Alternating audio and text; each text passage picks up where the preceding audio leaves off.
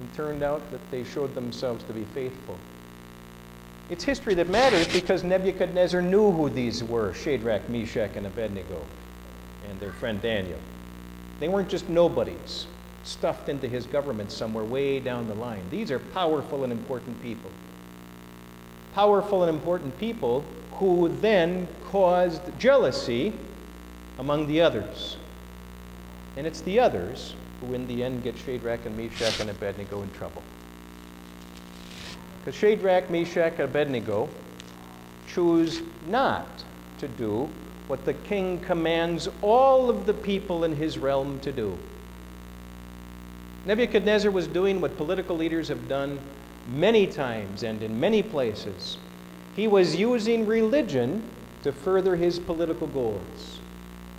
He was trying to get all the folks to stop fighting about who's really God.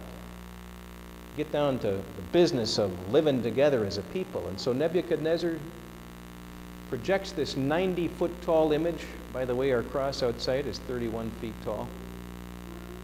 So you get some image 3 times as tall, that would be visible for a little bit of space, wouldn't it? And he got his orchestra together, and he says, when the music sounds, all of you in my realm, we're going to show how together we are.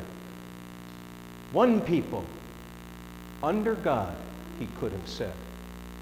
And on their knees, everybody got, except Shadrach and Meshach and Abednego. We don't know where Daniel was. But Shadrach, Meshach, and Abednego said no. Nope. Not going to do it. What would you do if you found yourself in that kind of situation? What do you do when you find yourself in that kind of situation?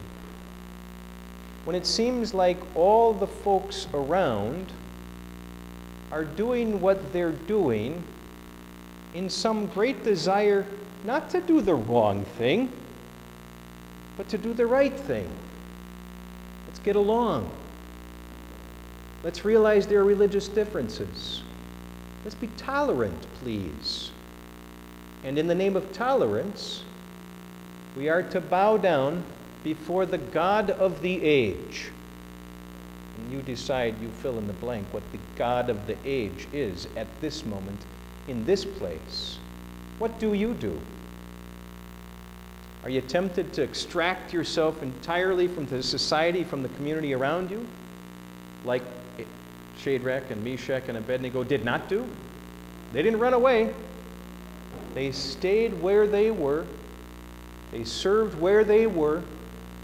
They served as the best and brightest of their people who got asked to serve this pagan ruler. And they served the neighbors around them faithfully. What do you do? There is a voice among Christianity these days in America that says we should extract ourselves. And like the monastics of some centuries ago in Luther's day, we're told that doing these really Christian things in these really Christian little societies is really the way to go. Completely missing the point of why God's people are called salt and light in the world in which they live, in the world which God has seen to place you to live and move and have your being. God called you to be salt and light, and so it is a promise from God that in these last times you will find yourself in difficult circumstances.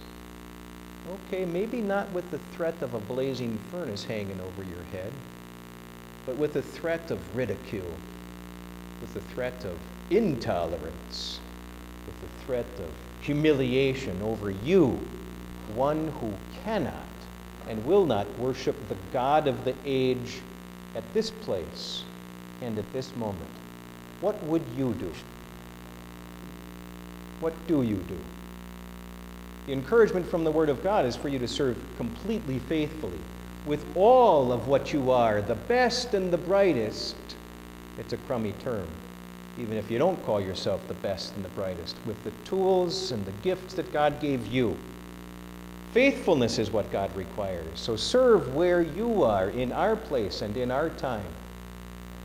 The time will come when there cannot be what feels like a compromise anymore. And that's indeed where Shadrach and Meshach and Abednego found themselves. They served faithfully.